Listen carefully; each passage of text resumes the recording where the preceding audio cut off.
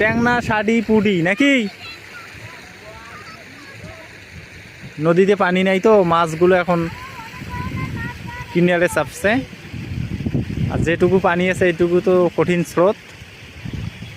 এ কারণে সবাই দেখেন কত সুন্দরভাবে মাছ মারতেছে। বিল থেকে কত সুন্দর পানি বের হচ্ছে।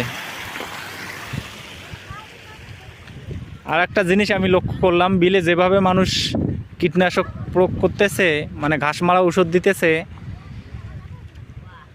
বিলে যে কয়টা ছোটো মাছ ছিল, দেশি মাছ ছিল, সে কয়টাও আর মনে হয় থাকবে না। আসলে জমিতে কীটনাশক প্রয়োগ করাটা ঠিক না,